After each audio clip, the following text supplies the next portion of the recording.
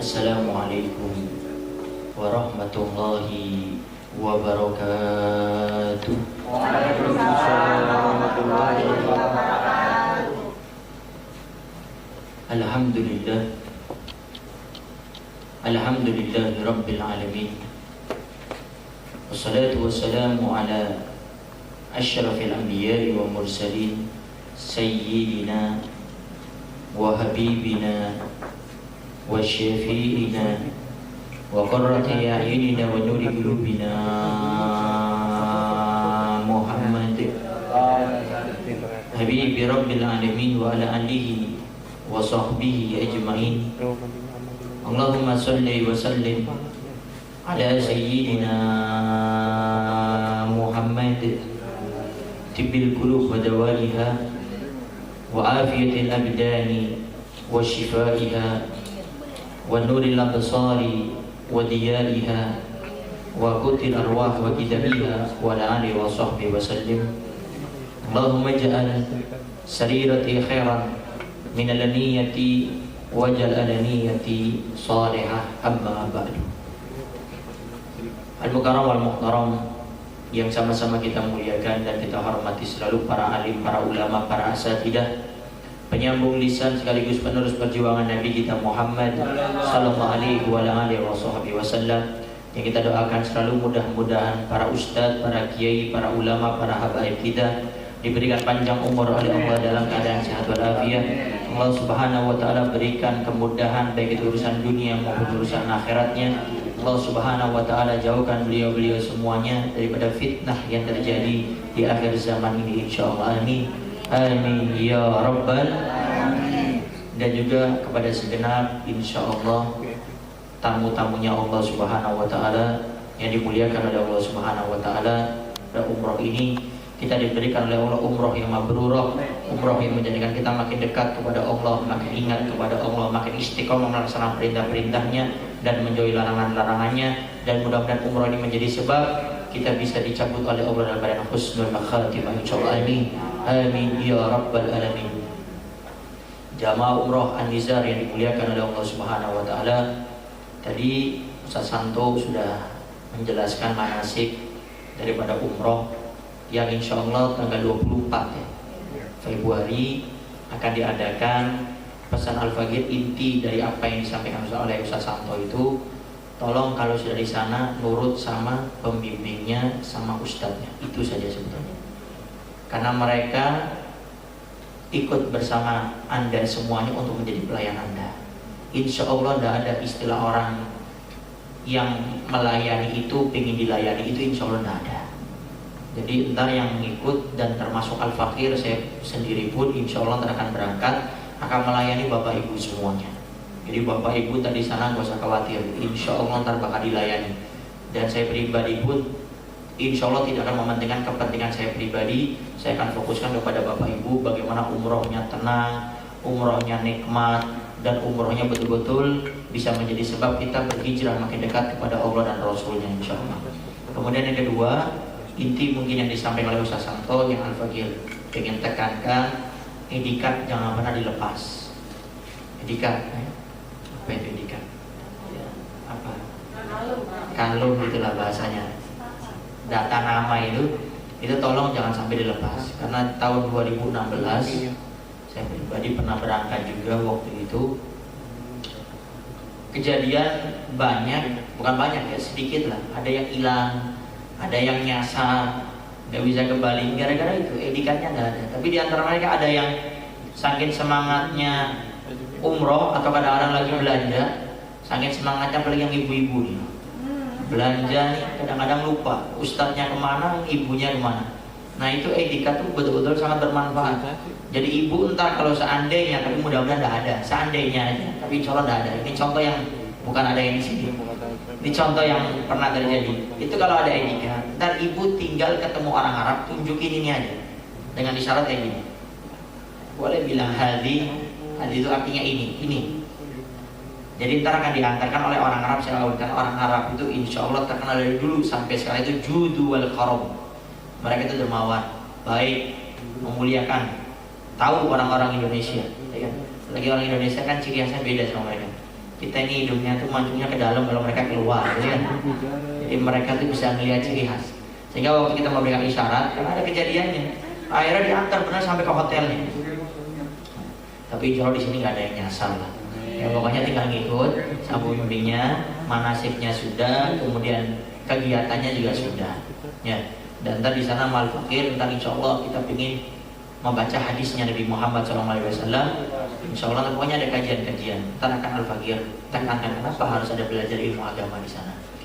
Para hadirin wal hadirat, tamunya Allah Subhanahu Wa Taala yang dimuliakan oleh Allah Subhanahu Wa Taala. Di sini kalau berkaitan masalah rukun, insya Allah sudah paham tadi diterangkan ya. Rukun umroh itu ada 5 ya. Yang pertama adalah ntar niat ya, atau dikenal dengan miqat. Ntar tinggal ngikutin saja bimbingan, kita punya niat, karena umroh itu berbeda dengan rekreasi ya. Umroh itu adalah suatu perjalanan, tapi secara istilah adalah perjalanan yang diniatkan, punya qasdu, punya tujuan untuk umroh tersebut, untuk melaksanakan tawaf, sa'i, sampai ditutup dengan namanya tahallul, dan itu semuanya harus dengan tartib. Itu insya Allah sudah wadih, sudah jelas semuanya. Cuma di sini tugas Al-Fakir ingin menekankan ada 4 poin yang selalu Al-Fakir ingin tekankan, apalagi kalau Al-Fakir mengisi acara seperti ini, karena Al-Fakir lihat 4 poin ini betul-betul penting, sehingga tatkala kita umroh 4 poin ini kita harus ingat semuanya. Jadi jangan sampai kita cuma cari sahnya saja, kita cuma cari titelnya, kita Pak Umroh, Bu Umroh, atau Pak Haji, Bu Haji itu. Kita tahu Pak Umroh ada, Pak Umroh, Bu Umroh. Jadi jangan cari itu. Sehingga kenapa? Karena ulama kita ini sudah pernah mengatakan kalau kita mau tahu haji umroh kita mabrur ataupun tidak, itu lihat dari 2 perkara ini. Jadi kalau kita melihat umroh kita, haji kita ini diterima tidak oleh Allah, berkah ataupun tidak, lihat 2 perkara ini. Pertama, kita makin menjauhkan diri kita kepada dunia. Jadi kita tidak begitu fokus sama dunia. Yang kedua, kita lebih menekankan diri kita untuk dekat kepada Allah. Ibadahnya makin rajin, punya uang pun uangnya dijadikan sedekah untuk investasi akhirat. Kemudian kegiatannya lebih kedepankan untuk kegiatan keagamaan, bukan hanya kegiatan yang sifatnya di dunia. Sehingga apapun yang kita lakukan itu semuanya bernilai ibadah. Nah, jadi kalau kita mau tahu umroh kita, haji kita diterima tidak oleh Allah, diberkahi ataupun tidak, bukan tatkala kita umroh, tapi tatkala kita pulang, kita makin dekat kepada Allah atau makin jauh. Kita makin sibuk kepada urusan akhirat atau kita makin sibuk kepada urusan dunia. Itu tolak ukurnya. Sehingga di sini Al-Fakir pengen menekankan 4 perkara ini agar kita mendapatkan umroh yang mabrur, umroh yang diterima oleh Allah, yang memiliki dampak dalam kehidupan kita. Jadi jangan sampai kita cuma cari titel seperti tadi itu, titel Pak Umroh, Bu Umroh, tapi kegiatan kita jauh daripada akhirat. Seakan-akan kayak nggak pernah ke Mekah, nggak pernah ke Madinah, nggak pernah menginjak tempat di mana Nabi Muhammad SAW pernah menginjakkan kakinya di sana. Sehingga Al-Fakir ingin menekankan 4 perkara ini. Tatkala kita melaksanakan umroh, tolong pegang 4 perkara ini. Para hadirin wal hadirat yang dimuliakan oleh Allah Subhanahu Wa Taala. Yang pertama, Anda umroh kita semuanya niatnya harus karena Allah. Dari sekarang niatnya harus karena Allah, ditata karena Allah, karena Allah, karena Allah. Karena kalau kita beramal niatnya bukan karena Allah, nggak bakal diterima oleh Allah. Dohirnya sah umroh kita selama memenuhi rukunnya, tidak melakukan sesuatu yang membatalkan umroh, dohirnya sah. Tapi kalau hakikatnya nggak dapat pahala, buat apa? Makanya Nabi Muhammad SAW mensabdakan innamal a'malu binniyat wa innamal likulli imri'in ma nawa. Segala sesuatu karena Nabi tergantung niatnya. Jadi bukan besar kecilnya, banyak atau sedikitnya, tapi niatnya dulu yang diprioritaskan di dalam ibadah kita. Makanya kata para ulama, an-niyatu tufarriqu bainal adah wal ibadah. Niat itu menjadi pembeda antara kebiasaan sama ibadah. Itu bedanya niat. Contoh, mandi itu kebiasaan kan ya. Anggap saja bapak ibu biasa mandi ya, terbiasa mandi. Mandi itu adalah suatu kebiasaan, tapi manakala bapak ibu mandi diniatkan untuk ibadah, itu mandinya bernilai ibadah dicatat pahala. Perbanyak memiliki niat, pahalanya makin banyak. Ibu nyapu di depan rumah, suatu kebiasaan, tapi manakala ibu nyapu dengan niat yang banyak, pahalanya makin banyak. Jadi dibiasakan, sebelum melakukan aktivitas apapun, biasakan memperbanyak niat. Kenapa saya tekankan niat?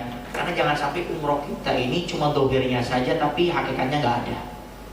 Karena kata para ulama kita, orang yang rugi pada hari kiamat adalah orang yang beramal di dunia, bukan orang yang maksiat, bukan orang yang meninggalkan kewajiban. Orang paling rugi pada hari kiamat adalah orang yang beramal di dunia, tapi di akhirat dia tidak mendapatkan pahalanya. Ayo, contoh, kita kerja di salah satu pabrik, dari hari pertama sampai akhir bulan, ternyata yang lain dikasih gaji oleh bosnya, kita nggak dikasih. Sakit hati enggak? Sakit hati, bahkan nggak mau kerja di situ. Bayangkan kalau di akhirat gimana ini? Capek-capek kita sholat, puasa, haji, umroh, ternyata nggak ada pahalanya. Kenapa? Karena niat kita bukan karena Allah. Sehingga dari sekarang tancapkan, dasarkan, prinsipkan ini niat harga mati karena Allah. Makanya niat umroh juga nawaitul umrota lillahi ta'ala.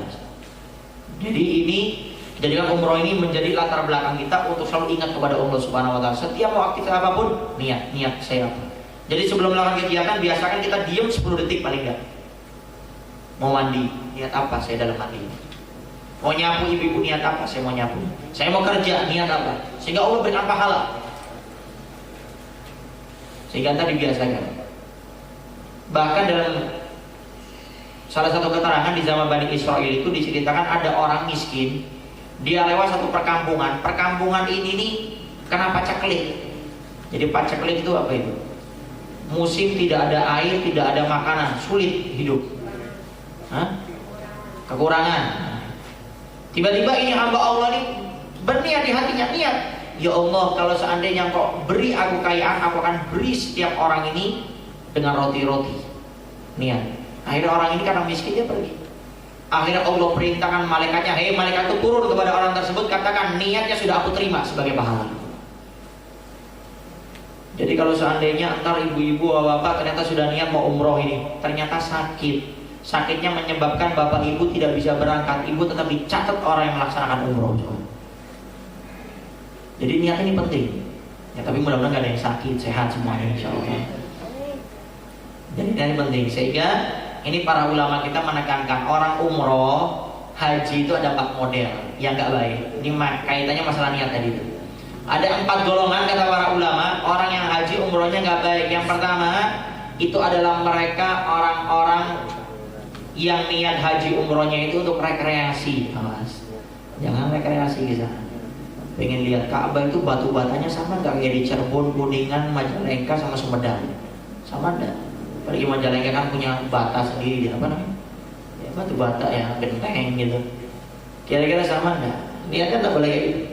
Niat kita karena Allah, bukan untuk rekreasi. Pengen lihat, selama ini cuma lihat Ka'bah di YouTube, di video, di foto. Sekarang pengen lihat Ka'bah secara langsung. Niatnya karena Allah, jangan karena yang aneh-aneh sih. Pengen lihat orang Arab yang asli kayak bagaimana sih? Kalau di Indonesia kan Arabnya ini bukan Arab asli, ya kan? Arab apa? Imigran atau apa? Ya. Ternyata di sana Arabnya kayak apa? Sehingga niatnya harus karena Allah. Jangan rekreasi. Yang kedua, orang umroh haji itu ada yang ingin berdagang di sana. Kalau bahasa, saya nggak tahu bahasa Jawa atau bahasa Indonesia. Ulakan. Tahu ulakan Mbak? Bu? Ulakan itu bahasa Indonesia atau bahasa Jawa? Jawa. Kalau bahasa Indonesianya apa? Bisnis. Kalau kulakan itu jadi saya pernah ngambil barang sama bapak sama ibu, barang saya habis, saya datang lagi ke bapak ibu untuk ngambil barang itu lagi. Itu kulakan apa? Hah? Tengkulak. Ya sudah itulah, yang penting bapak ibu paham ya. Jadi ada orang ke sana mau tengkulak. Pengen untuk ngambil barang lagi, ada itu karena di sana katanya murah-murah. Ya. Ternyata waktu saya ke sana ya mau ada yang murah ya, kalau nggak tahu harga ya sama aja. Jadi ada ke sana itu untuk cari bisnis, kemudian untuk dikembangkan di Indonesia. Jadi jangan punya niat seperti itu.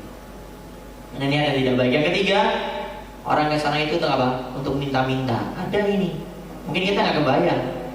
Kenapa? Karena orang Mekah, Madinah itu, orang Arab itu terkenal tadi jud wal karam, sangat dermawan.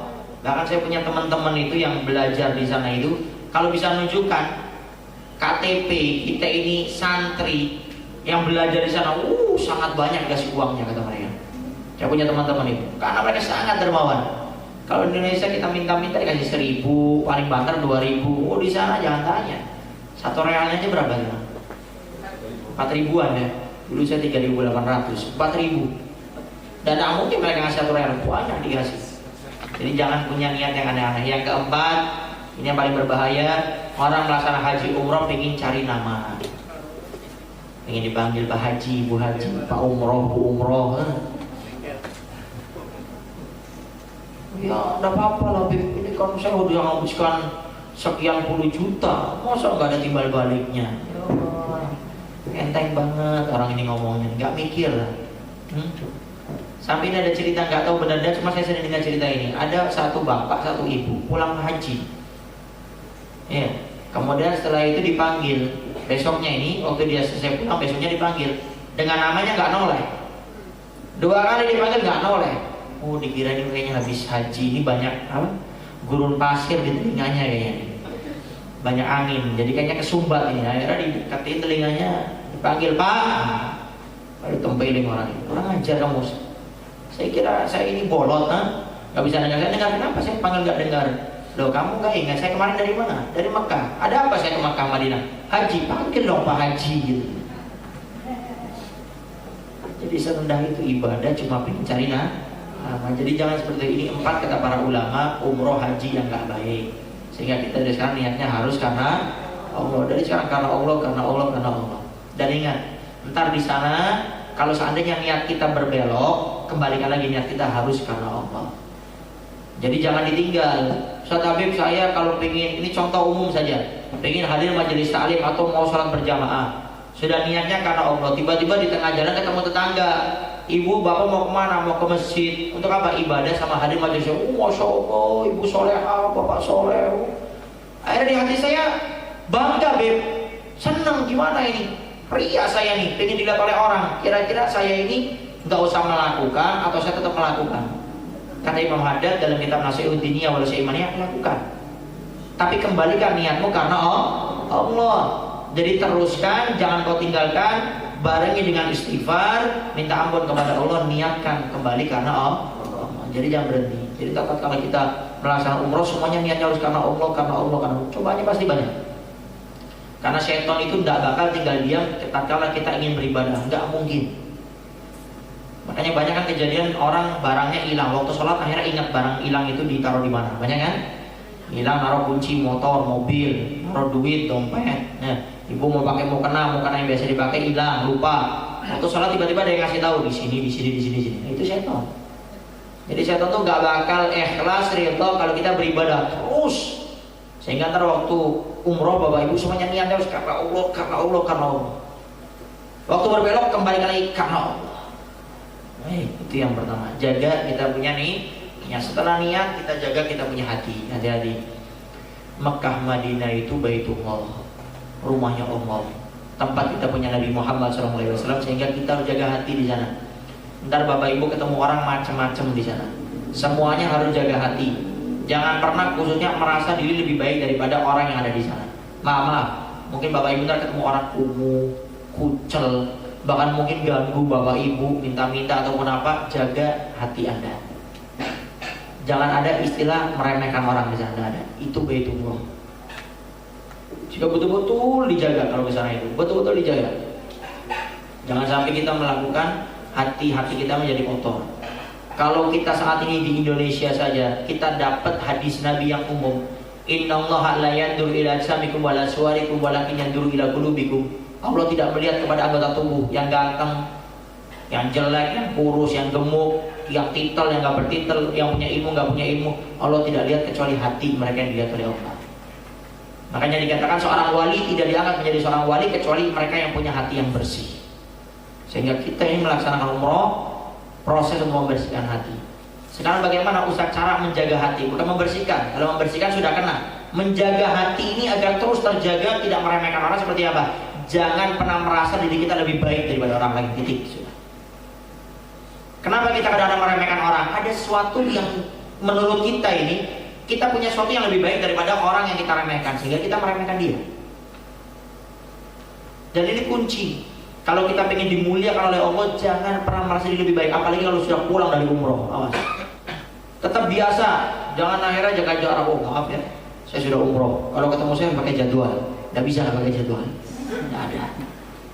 Harus semuanya jaga hati. Bagaimana caranya? Jangan pernah merasa diri lebih baik dari orang lain, maka sungguh buahnya kita tidak akan meremehkan orang lain. Dan itu kunci kalau kita ingin menjadi mulia di dunia sampai di akhirat. Di zaman dulu tuh ada seorang wali kutub bernama Habib Abdullah bin Alwi bin Muhammad Al-Haddad. Itu beliau dikatakan menjadi wali kutub paling lama 60 tahun, jadi wali kutub paling lama. Padahal beliau itu buta. Di usia 3-4 tahun tuh buta. Tapi beliau bisa menjadi wali kutub paling lama 60 tahun.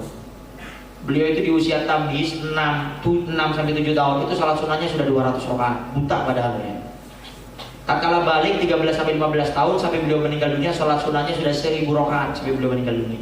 Semua sunnah Nabi sudah dilaksanakan. Tidak pernah melakukan perkara-perkara makruh. Itu beliau menjadi orang istimewa seperti itu. Kenapa? Beliau itu setiap mau ngajar itu beliau selalu menundukkan kepalanya. Dan itu menundukkan kepala dalam kurun waktu yang lama, sehingga muridnya heran. Bertanya, ya Habib, kenapa sih setiap engkau ingin mengajar, memberikan tausiah, ceramah, kenapa kau harus menundukkan kepalamu? Lalu beliau menjawab, demi Allah, saya tidak akan mengangkat kepalaku untuk mengajar, ceramah, memberikan tausiah, kecuali saya sudah merasa saya manusia yang paling hina di dunia ini. Bukan di antara yang hadir. Di dunia saya sudah menjadi manusia paling hina di dunia ini, baru saya mengangkat kepala saya untuk mengajar. Ini kunci. Jadi apalagi kita di rumah Allah, nah, di Makkah, di Madinah. Sehingga jaga hati ketemu orang siapapun, pokoknya prinsipnya jangan pernah merasa diri lebih baik dari orang lain. Insya Allah hati kita akan dijaga oleh Allah. Kalau kita sudah bisa memuliakan diri kita di Baitullah, di Madinah, tempatnya Nabi Muhammad SAW, insya Allah kita ke Indonesia lebih bisa dijaga oleh Allah Subhanahu Wa Taala. Jadi jangan kita sibuk hanya masalah dohir. Kalau sakit cepat-cepat ke dokter, minta diobati, pusing. Tapi kalau hati kita rusak, kenapa kita tidak langsung mengobatinya, datang kepada ulama? Ustadz, Pak Kiai, Pak Ulama, Habib, kenapa sih saya kalau melihat teman saya dagangannya sukses, saya kok merasa nggak senang? Kenapa ya? Ustadz, kenapa sih kalau saya ibadah ini kalau nggak dilihat orang kok saya kurang semangat? Ustadz, kenapa sih saya ini kalau punya kelebihan saya suka meremehkan orang? Tanya. Karena orang tidak mungkin dimuliakan oleh Allah kecuali hati mereka yang bersih. Baik, kemudian yang ketiga yang perlu kita perhatikan, tatkala kita akan melaksanakan umroh, fokus kita di sana untuk ibadah. Ingat, fokus kita di sana untuk ibadah. Ibu bapak mau belanja, shopping boleh, ada waktunya, ntar ada TL-nya, ada mutawifnya, ada ustadznya. Jadi nggak usah khawatir. Ntar sudah diatur di Makkah, di Madinah ada. Jadi nggak usah khawatir, ya. Tinggal ngikut aja. Jangan nyari-nyari sendiri, harganya mahal lagi kan biasanya itu. Kalau sama ustadznya ntar enak. Ustadznya bisa bahasa Arab, tawar-tawaran harga. Ibu harus dapatnya 200.000, karena ustadznya bisa bahasa Arab bisa dapat mungkin 150.000, kan lumayan. Sehingga ntar jangan sampai ntar akhirnya gara-gara pengen belanja misah. Ini ada kejadian beberapa ini. Apalagi yang dengar kabar dari orang-orang yang pernah haji umroh, kamu kalau belanja di Mekah saja. Ditentukannya di Madinah, sehingga di Mekah nggak belanja, akhirnya ngejar ke Mekah, ternyata hilang. Sehingga nggak usah khawatir, sudah pasrahkan saja. Fokus untuk ibadah. Adapun shopping ada, ntar nggak usah khawatir. Ada ya, sudah dijelasin ya. Ada, nggak usah khawatir. Jadi ibu-ibu nih nggak usah pusing mikirin pengen beli kerudung Mekah, pengen beli sejadah Madinah. Ada, ntar nggak usah khawatir. Nggak usah jauh-jauh, kalau mau belanja di Cirebon juga banyak itu. Di Cirebon tuh, di mana Panjunan tuh. Mau yang apa, yang ori Mekah Madinah ada. Jadi kalau kita ke sana cuma belanja, remeh, enteng. Sehingga di sana fokus untuk ibadah. Bagaimana cara fokus untuk ibadah? Bapak ibu sudah punya kegiatan manasik tadi itu, bapak ibu juga harus punya kegiatan pribadi yang ibu bapak catat. Contoh, ibu bapak pengen zikir, dari sekarang mulai diatur. Pagi zikir berapa, siang berapa, sore berapa, maghrib berapa, malam berapa. Jadi tetap melaksanakan aktivitas bersama yang sudah ada, tapi di setiap aktivitas itu ada waktu kosong, bapak ibu bisa melakukan aktivitas yang lainnya, tapi tentu tidak sedian izin semuanya. Jadi kalau istilah kita dulu saya mondok itu ada jadwal dari pesantren, ada jadwal yang kita lakukan untuk mencapai target. Jadi fokus untuk ibadah di sana. Khususnya yang Al-Baqi tekankan ini, ibadah yang remeh tapi pahalanya besar, itu bapak ibu harus melakukannya. Ada ibadah yang pahalanya besar sekali, itu harus kita maksimalkan. Ya. Apa diantaranya? Banyak. Diantaranya apa? Menyenangkan orang. Karena saya pengalaman juga waktu saya umroh itu, kadang-kadang orang umroh tuh nafsi-nafsi, sendiri-sendiri. Ada satu kamar kan ada 4-5 orang gitu kan, ada yang sakit gak dihiraukan. Perhatikan tuh Bapak, pahalanya besar loh nyenengin orang. Nabi SAW mensabdakan, man adkhala ala mu'minin surura khalaqallahu min dalika surur sab'ina alfa malakin yastaghfir lahu ila yaumil qiyamah. Kata Nabi, barang siapa yang menyenangkan, menghibur, membantu orang mukmin, mukminah, muslim, muslimah satu kali saja, maka Allah akan buat daripada kebaikan tersebut 170.000 malaikat. Sab'ina alfa malakin, 70.000 malaikat.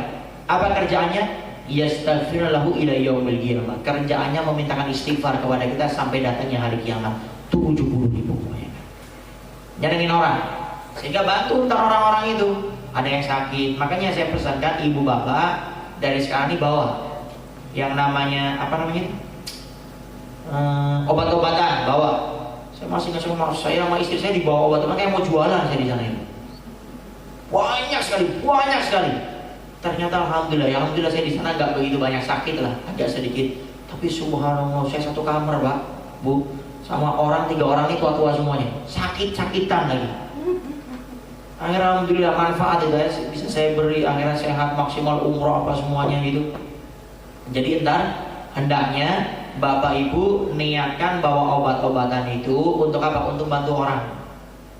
Ya, dan masih harus nggak usah saya sehat, tak bisa beli di sana. Bantu orang, niatkan, pahalanya besar. Ya, jadi cari sesuatu yang bisa mendapatkan kita pahala yang besar. Itu kan nyenengin orang, apa repotnya sih? Ada temennya mungkin, ya kan, makanya kurang nafsu karena mungkin mulai memikirkan anak yang ada di rumah kita senangin, pahala besar. Dan ingat kata ulama kita, bahwasanya ibadah itu di Mekah Madinah berbeda pahalanya. Ini yang perlu diingat.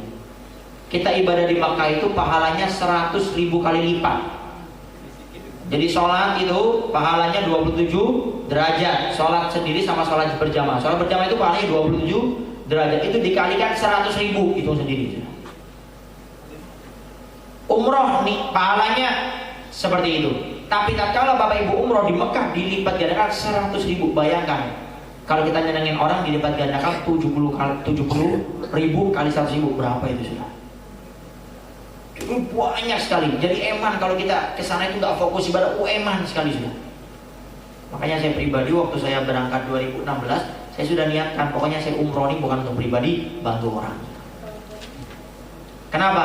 Karena saya pribadi mikir kalau saya cuma umroh untuk fokus dengan ibadah saya ini, pahalanya nggak begitu besar.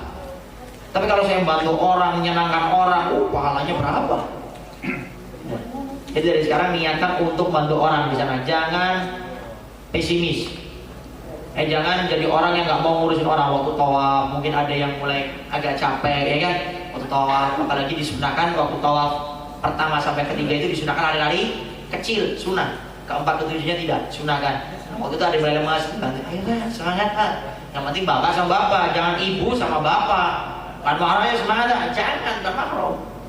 Ibu sama ibu semangat tuh, ayo pak semangat tuh, pahala. Gak usah malu kalau berkebaikan tidak usah malu. Orang maksiat di pinggir jalan aja gak malu, kita kebaikan harus malu kenapa? Nawarkan diri, Pak butuh obat enggak? Bu butuh obat enggak? Ibadah, gak usah malu. Saya gak malu, saya gak kenal sama dia. Saya orang Sumedang, dia orang Kuningan. Gak usah malu ibadah, karena itu menjadi silaturahmi mungkin kan.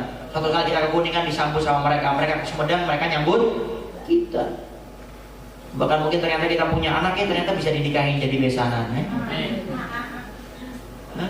Jadi jangan malu. Ya kalau buat ibadah jangan malu. Nah itu. Tapi kebalikannya jangan nyakitin orang, hati-hati. Kata Nabi, man kasara qalba mu'minin faka'annama hadamal ka'bah sab'ina marratan. Barang siapa yang menyakiti hati orang mukmin, mukminah muslimah satu kali saja, kita menyakiti mereka, dosanya kata Nabi seperti menghancurkan 70 Ka'bah. Apalagi ini di Mekah. Dilipat gandakan 100.000, nyakitin dilipat gandakan 100.000. Ayo. Khususnya yang bawa apa? Ke Masjidil Haram pakai sendal, keluar sendalnya hilang. Jangan ngambil sendalnya orang lain. Awas. Loh, Pak, tadi kan pakainya jepit, kok sekarang nggak jepit? Oh iya, sendal saya hilang. saya boleh lah ngambil sendal orang lain, jangan. Lebih baik bapak ibu sendal hilang, jangan ngambil nyakitin orang, apalagi ntar diseplatatin sama, disumpahin sama orang.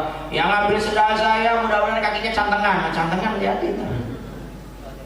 Jadi jangan ngambil, kalau sudah hilang sudah bapak ntar bilang sama motoris sama ustadznya mau beli sendal di pasar, beli paling 4 real 5 real beli sudah. Cuma 20.000 kalau uang Indonesianya itu beli. Jangan nyakitin hati orang. Di antaranya lagi, entar saya waktu diajak sama Niza Travel ini sebetulnya saya mengalihkan sama yang lain, ustadz yang lain aja. Sehingga akhirnya walhasil singkat cerita, akhirnya Al-Fakir masuk, tapi saya bilang saya kalau masuk saya harus punya program. Programnya itu apa? Ada tausiah, ada baca kitab. Kenapa? Pahalanya besar Pak Bu. Besar, bayangkan satu hadis saja. Ibu ingat, Bapak ingat, biar istiqomah hadir majelis taklim dimanapun di rumah Bapak Ibu. Kata Nabi, barang siapa yang hadir majelis taklim itu akan diberi pahala oleh Allah lebih afdal daripada sholat sunnah 1000 rakaat. Bayangkan. Ayo. Sekarang saya tanya, angkat tangan Bapak Ibu, yang entar di Mekah satu hari bisa 1000 rakaat, angkat tangan. Ada? Encok yang ada. Besoknya nggak ibadah lagi. Ternyata Bapak Ibu duduk di majelis yang kayak gini nih, kita belajar ilmu agama, itu pahalanya lebih afdol kata Nabi daripada kita sholat sunnah 1000 rakaat. Bayangkan, dilipat gandakan 100.000. Itu berapa itu? Berapa itu? 1 juta, 10 juta, 100 juta. 100 juta ya? 100 juta pahalanya, coba. Hudurul majelis ilmu. Lebih afdol kata Nabi daripada kita menjenguk orang sakit 1000 kalinya. Lebih afdol daripada kita mentakziahi orang meninggal 1000 kalinya. Satu kali kata Nabi mentakziahi orang meninggal dunia itu dapat pahala qirot. Qirot itu satu gunung emas. Tapi lebih afdol daripada satu gunung emas 1000 kalinya. Dilipat gandakan jadi 100 juta gunung emas. Coba bayangkan. Ayo. Makanya saya bilang saya ingin buat program ada majelis taklim. Makanya tadi ibu kita ada majelis taklim, jangan khawatir, nggak lama-lama. Yang penting kita ingin cari fadilah sebanyak-banyaknya keutamaan. Dan ntar kita baca hadis Arba'in Nawawiyah, mudah-mudahan dengan kita membaca hadis Nabi di Mekah sama di Madinah, mudah-mudahan di Mekah Madinah kita bisa bermimpi bertemu Nabi Muhammad SAW. Kalaupun tidak, mudah-mudahan sebelum kita meninggal dunia kita bisa bermimpi bertemu Nabi Muhammad SAW, insyaallah. Karena dikatakan siapa yang bermimpikan aku kata Nabi, maka dia akan melihatku secara nyata. Jadi siapa Bapak Ibu pernah mimpi Nabi, mimpi ya, maka dia akan melihatku paling tidak sebelum meninggal dunia dia akan melihatku. Nah ini waktunya, kesempatan. Dan orang itu bisa mimpi Nabi tergantung kerinduannya kepada Nabi. Makanya di Mekah semangat, dipupuk dikirnya, sholawatnya sama Nabi. Di Madinah luapkan semuanya kepada Nabi. Makanya ntar kita perbanyak doa untuk bisa mimpi Nabi, mimpi Nabi, mimpi Nabi. Ntar di sana insya Allah Al-Bagir beritahu bagaimana cara bermimpi Nabi. Ntar ada 4 cara untuk bermimpi Nabi. Ntar kalau mau tahu, insya Allah ntar kita di Mekah, di Madinah, insya Allah ntar akan Al-Bagir bahas bagaimana cara bermimpi Nabi Muhammad SAW. Nah itu yang ketiga ya. Jadi fokus ibadah, fokus. Yang keempat, yang terakhir, perbanyak berdoa di sana Pak. Ingat, doa itu dikabulkan oleh Allah. Ada yang kaitan mustajabnya dengan tempat, dengan waktu. Kalau waktu diantaranya malam Jumat, hari Jumat, itu berkaitan dengan waktu. Tapi ada yang berkaitan dengan yang namanya tempat, diantaranya Mekah, Madinah. Nah, jadi di Mekah, Madinah perbanyak doa. Bapak Ibu punya contoh keluarga yang kurang harmonis, doa yang banyak di sana. Suami yang kadang-kadang agak kasar, doain di sana suaminya. Tapi doanya yang benar, ya Allah jadikan suami saya suami yang soleh. Jangan doain mudah-mudahan suami saya cepat mati atau saya ganti suami lagi. Ya. Doa yang benar. Bapak punya istri suka cemberut, jarang senyum, doain istrinya biar jadi istri yang soleh. Punya anak sulit untuk diatur, bandel karena pergaulan yang ada, doa di sana, mohon sama Allah, perbanyak doa. Karena di saat itu adalah tempat di mana Allah akan cepat mengabulkan doa kita. Perbanyak doa.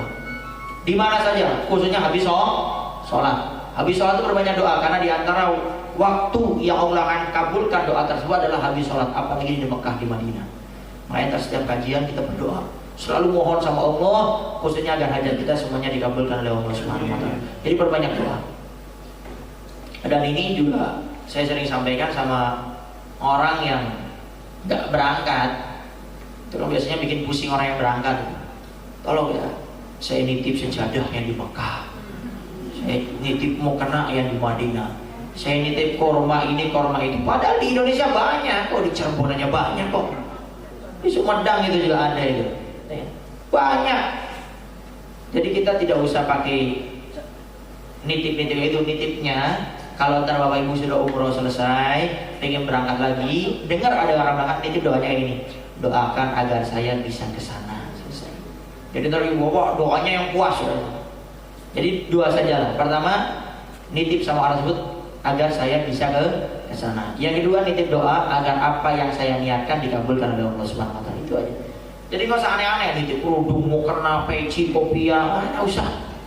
Kesian, ini pernah ada kejadian, ada orang berangkat kopernya 1, tapi ternyata belakangnya ada 4, ada 5, kopernya kosong loh. Kok kosong dia? Ini buat titipan keluarga, coba nyusahin orang. Sampai ada kejadian di mana orang itu waktu umroh dia nggak ngadakan tasyakuran, nggak ada. Kenapa? Takut banyak yang nitip, beb. Sehingga saya diem umrohnya. Jadi tahu banyak titipan, repot, ruwet, nggak fokus malah ibadahnya. Jadi dan ada banyak doa. Jadi nggak usah menunggu dijaga rahmah, setiap saatnya doa. Di Makkah, Madinah, habis sholat apapun doa, ya. Melihat Ka'bah doa, ntar melihat apa doa, semuanya doa. Ya, khususnya doakan anak-anak kita. Karena kita tidak mungkin sekarang zaman luar biasa. Anak kita rusak dengan dua itu, HP sama televisi sudah rusak. Sehingga kita doa agar kita jadi orang tua yang soleh, orang tua yang baik, dan anak kita anak yang baik. Dan doa, ya Allah jadikan saya keluar di dunia sampai di akhirat, sampai di surga bersama Nabi Muhammad SAW. Jadi jangan sampai kita jadi keluarga cuma di dunia, tapi di akhirat kita dipisah oleh Allah Subhanahu Wa Taala karena maksiat dosa yang kita lakukan. Para hadirin wal hadirat yang dimuliakan oleh Allah Subhanahu Wa Taala, mungkin itu saja yang bisa Al-Bagir sampaikan pada kesempatan kali ini. Jadi intinya mari pada saat ini tancapkan niat kita semuanya harus karena Allah, karena Allah, karena Allah. Sampai di sana jaga hati, gak usah ngurusin orang. Artinya ngurusin orang nih, orang yang di depan kita ganggu kita, pasti ada aja. Karena di mana di tempat orang itu akan ibadah pasti gangguannya banyak. Itu pasti harga mati. Makanya Bapak Ibu, hadir majelis taklim ini juga berat loh. Kalau nggak percaya, hadir majelis taklim berat. Makanya orang nonton TV itu 5 jam bisa nggak kedip, kuat dia. Lihat ini aja, televisi. Tapi lah kalau majelis taklim, ustadznya baru datang, sebelum ustadznya datang nggak ngantuk. Cuma ustadznya baru datang 5 menit sudah mulai ngantuk gitu biasanya itu. Setannya banyak gitu. 5 menit setelahnya biasanya mulai goyang-goyang gitu. Mulai kayak nggak enak gitu. 5 menit ketiga sudah mulai gerakin punggung gitu. Padahal pengen jam berapa nih belum bubar dari tadi. 5 menit keempat biasanya ngeluarin HP. Sehingga ini setannya banyak. Sehingga ntar di sana apalagi di Baitullah, di mana Bapak Ibu setiap ibadahnya itu dilipat gandakan. Di Makkah 100.000, di Madinah 10.000, di Masjidil Aqsa 1000 kali.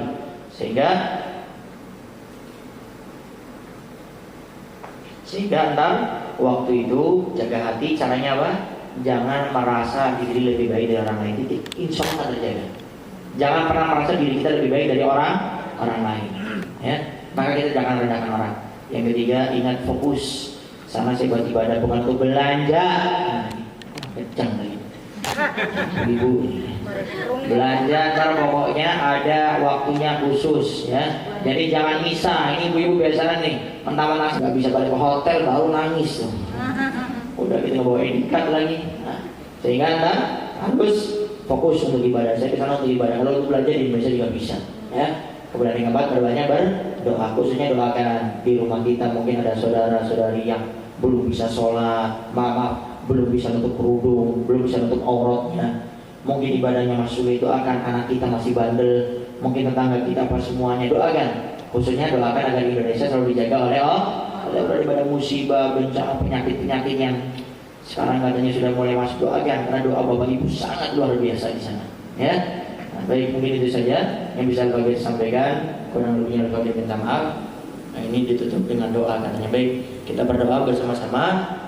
Mudah-mudahan doa ini menjadi sebab wasilah perantara kita untuk bisa melaksanakan umroh dengan mudah, melaksanakan umroh dengan berkah, dan jaga kesehatan kita, hati kita, niat kita oleh Allah Subhanahu wa taala. Dan mudah-mudahan umroh ini bukan umroh yang pertama dan untuk yang terakhir, tapi ini menjadi umroh yang berkelanjutan insyaallah.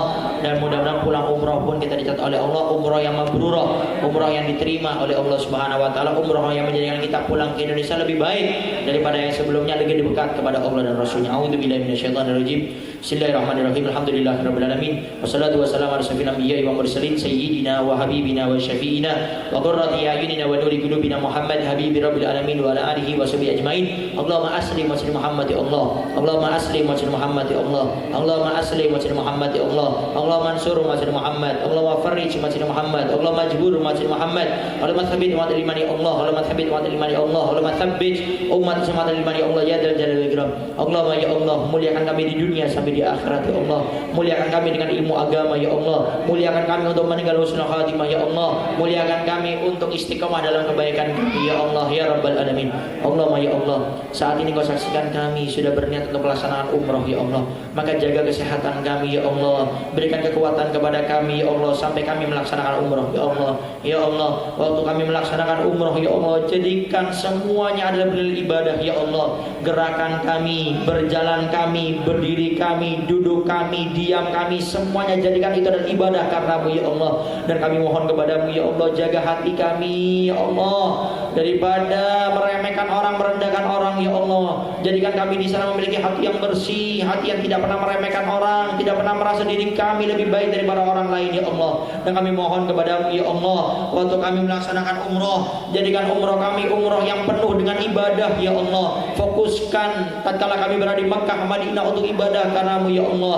Dan jadikan kami ya Allah hamba-hambamu yang tatkala sampai di sana berdoa, Engkau kabulkan semua doa-doa kami ya Allah. Hajat kami, keinginan kami, harapan kami, kabulkan semuanya ya Allah. Ya Allah, jadikan berangkatnya kami umroh ini untuk merindukan kekasihmu Nabi Muhammad ya Allah. Sehingga kami pulang dari umroh kami makin semangat beribadah, makin bersemangat berzikir, makin semangat untuk bersalawat kepada kekasihmu Nabi Muhammad. Rindukan kami dengan Mekah dan Madinah ya Allah, sehingga kami bisa menjadi orang-orang yang mulia di dunia sampai di akhirat ya Allah. Dan kami mohon kepadamu ya Allah, jadikan kami hamba-hambamu yang membawa dosa waktu ke Makkah, ke Madinah. Engkau hapuskan dosa-dosa kami semuanya ya Allah. Engkau leburkan dosa-dosa kami ya Allah. Ya Allah, kami adalah pendosa yang banyak memiliki dosa maksiat yang banyak sekali ya Allah. Maka mudah-mudahan dengan umroh ini Engkau ampuni dosa-dosa kami ya Allah. Sebagaimana kekasihmu Nabi Muhammad sallallahu alaihi wasallam sudah pernah mensabdakan, tidaklah seorang umroh kecuali dosanya semuanya akan diampuni oleh Allah Subhanahu wa taala. Maka mudah-mudahan tatkala kami melaksanakan umroh, mudah dosa kami semuanya Engkau ampuni ya Allah. Dan juga kami mohon kepadamu ya Allah, tatkala kami pulang dari umroh, jaga niat dan hati kami, jangan sampai umroh kami menjadikan kami jauh darimu ya Allah. Karena kami merasa diri lebih baik, merendahkan orang, sombong dengan umroh kami ya Allah. Dan kami mohon kepadamu ya Allah, waktu kami berada di Mekah ya Allah, ingatkan kami dengan kekasihmu Nabi Muhammad. Waktu kami berada di Madinah, ingatkan kami dengan kekasihmu Nabi Muhammad ya Allah. Kalau ada di antara kami yang saat ini hati kami belum dipenuhi dengan cinta dengan kekasihmu Nabi Muhammad, belum dipenuhi dengan dengan kasihmu Nabi Muhammad, maka jadikan berangkatnya kami umroh dan daripada umroh Makkah Madinah menjadikan kami makin cinta dengan kasihmu Nabi Muhammad ya Allah. Tatkala kami berada di Makkah ya Allah, ingatkan kami denganmu ya Allah, dengan selalu berzikir kepadamu ya Allah, menyebut namamu ya Allah. Dan tatkala kami pulang ya Allah, jadikan kami hamba-hamba yang selalu ingat kepadamu ya Allah. Jangan sampai kami hanya ingat denganmu di Mekah saja ya Allah, tapi kami di Indonesia lupa denganmu ya Allah. Karena sungguh dengan mengingatmu hati ini akan menjadi tenang, dengan mengingatmu semua urusan akan menjadi mudah ya Allah. Ya Allah, waktu setelah ke Mekah kami akan ke Madinah ya Allah. Maka tatkala kami berada di Madinah ya Allah, maka jadikan waktu itu kerinduan kami tumpah dengan kekasihmu Nabi Muhammad, sehingga kami ingin ya Allah waktu di Madinah kami bisa bermimpi bertemu dengan kasihmu Nabi Muhammad. Dan kekasihmu Nabi Muhammad mengatakan, barang siapa yang pernah bermimpikan aku di dunia, maka sebelum meninggal dunia mereka akan bertemu aku secara nyata ya Allah. Maka jadikan kami golongan yang seperti mereka ya Allah. Dan kami mohon kepadamu ya Allah, dengan wasilah perantara daripada umroh Makkah Madinah ini ya Allah, jadikan kami ya Allah hamba-hambamu yang bisa bermimpi bertemu kekasihmu Nabi Muhammad sallallahu alaihi wasallam. Karena sungguh ya Allah kami ingin bermimpi dengan kasihmu Nabi Muhammad, sehingga kami bisa menjadi orang yang mulia di dunia sampai di akhirat ya Allah. Ya Allah, tatkala Engkau akan cabut nyawa kami ya Allah, kami punya harapan hajat banyak sekali ya Allah. maka kabulkan harapan hajat kami semuanya ya Allah. Khususnya ya Allah, di antara kami ada yang memiliki keluarga, berikan kepada kami keluarga yang sakinah, mawaddah, warahmah ya Allah. Berikan kami keluarga yang saling mencintai karenamu ya Allah, keluarga yang saling mengabdi karenamu ya Allah, keluarga yang istiqomah mendekatkan diri kami kepadamu ya Allah. Kalau ada di antara kami yang suka cekcok keluarganya, suka ribut, suka daripada perkelahian yang tidak baik, ucapan, perbuatan, sikap ya Allah, karena berkah umroh ini jadikan keluarga mereka makin harmonis, makin cinta, mengabdi karenamu ya Allah. Di antara kami ada yang sudah punya anak ya Allah, maka jadikan anak kami anak yang soleh dan solehah ya Allah dengan berkah umroh ini ya Allah. Dan kami mohon kepadamu ya Allah, kalau ada anak kami yang saat ini sulit untuk diatur melawan kami ya Allah, karena berkah umroh ini jadikan anak kami anak yang berbakti kepada kami ya Allah. Karena sungguh kami merindukan anak yang soleh dan solehah, kami merindukan anak yang berbakti kepada kami merindukan anak yang baik kepada kami. Apalagi usia kami sudah senja, usia kami sudah tua, kami merindukan anak yang soleh dan solehah ya Allah. Dan kami mohon kepadamu ya Allah, karena wasilah perantara orang tua mereka yang hadir, yang melaksanakan umroh, maka berikan kepada mereka anak yang soleh dan solehah ya Allah. Berikan kami rezeki yang halal penuh dengan berkah, jauhkan kami daripada rezeki yang haram.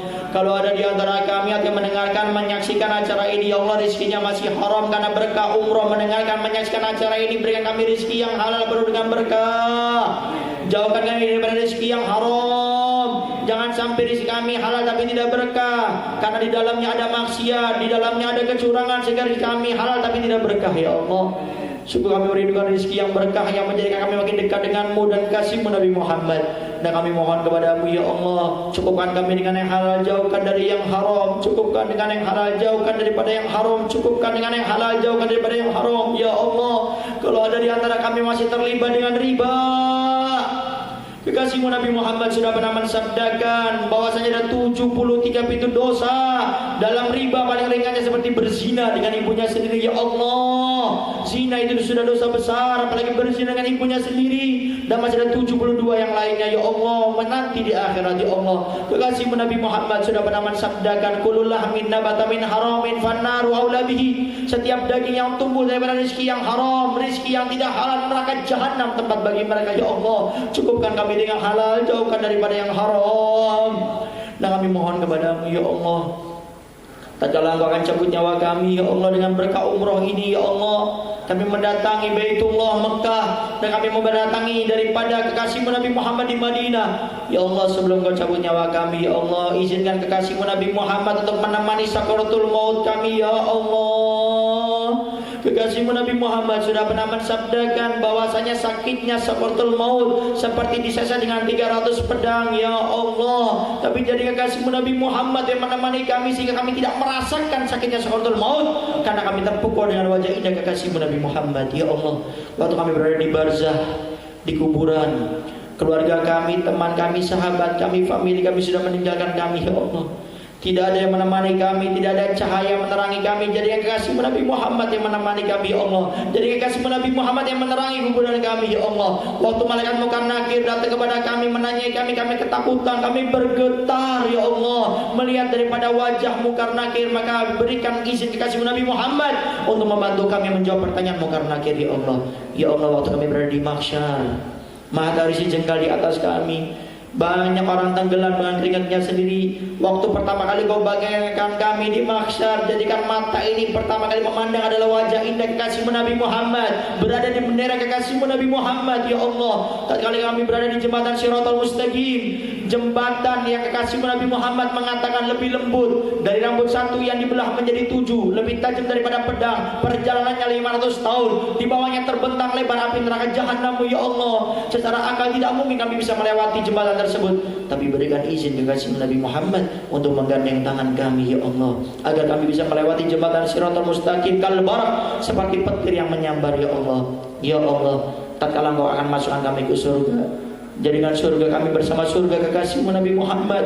Masukkan kami ke surga di mana di surga itu ada kekasihmu Nabi Muhammad. Sehingga setiap saatnya mata ini bisa memandang wajah indah kekasihmu Nabi Muhammad. Kulit ini bisa bersentuhan dengan kulit kekasihmu Nabi Muhammad. Tangan ini bisa berjabat tangan kekasihmu Nabi Muhammad. Setiap saatnya kami bisa mendengar majelis ta'lim nasihat kekasihmu Nabi Muhammad sallallahu alaihi wasallam. Ya Rabbi wajmana wa hababan lana fi dalikal firdausi ya rajwana. Ya Rabbi wajmana wa hababan lana fi dalikal firdausi ya rajwana. Ya Rabbi wajmana wa hababan lana fi dalikal firdausi ya rajwana.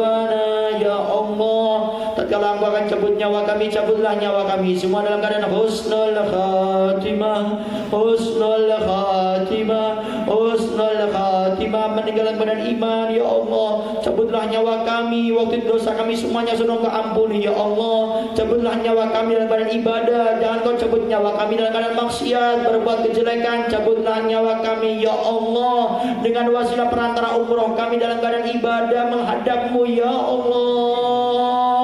Apalagi Kau bisa takdir kami untuk meninggalkan keadaan sholat, dalam keadaan sholat menghadap-Mu ya Allah. Kekasih-Mu Nabi Muhammad sudah pernah mensabdakan bahwasanya barang siapa yang meninggalkan sholat satu kali saja di usia baliknya dan dia tidak mengqadha dari sholat yang dia tinggalkan, maka neraka jahanam tempat baginya ya Allah. Kami tidak rela, kami tidak ridho kalau ada yang hadir mendengarkan, menyaksikan acara ini mereka masuk neraka gara-gara meninggalkan sholat. Maka jadikan saat ini kami ahli sholat dan jangan Kau cabut nyawa kami ya Allah sebelum sholat yang kami tinggalkan mampu kami qadha ya Allah. Dan mudahkan lisan, mudah dan hati kami ya Allah untuk mengucapkan kalimat agung-Mu ya Allah, kalimat mulia-Mu ya Allah. Tatkala Engkau akan cabut nyawa kami, mudahkan kami untuk mengucapkan kalimat agung dan mulia la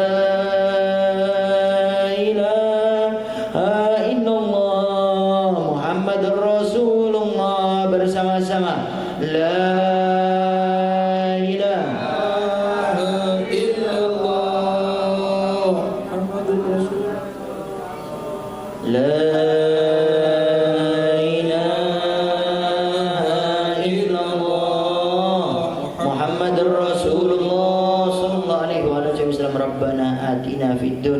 hasanah wa fil akhirati hasanah wa qina adzabannar wa sallallahu ala sayyidina Muhammadin wa ala alihi wasallam walhamdulillahi rabbil alamin. Suratul Fatihah.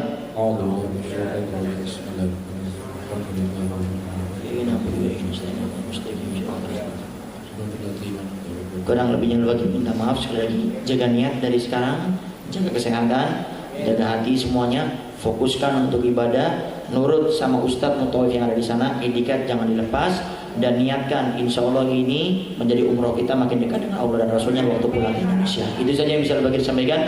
Kurang lebihnya Al-Bagir minta maaf dan mohon doanya selalu. Akhirul kalam, wabillahi taufiq hidayah wa ridha wal inayah. Wassalamualaikum warahmatullahi wabarakatuh. Waalaikumsalam warahmatullahi wabarakatuh. Kami berdoa dan mudah-mudahan Habib Anda selalu diberikan panjang umur dalam ketaatan pada Allah Subhanahu wa taala, selalu diberi kesehatan dalam ketaatan pada Allah Subhanahu wa taala, dan Bapak Ibu semuanya dapat bertahan dalam ilmu dari beliau. Bapak Ibu semuanya, tim Afan ini ada requestan dari jemaah sebelum Habib meninggalkan ruangan ini minta berfoto. Silakan Bapak Ibu semuanya, yang bapak-bapak di atas, ibu-ibunya di bawah, ya.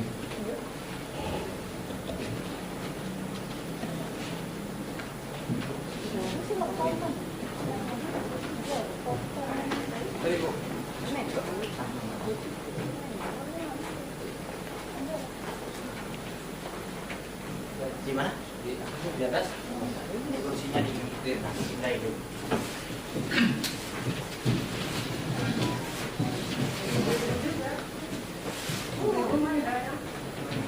Ibu-ibunya di depan itu silakan di sini. Ya.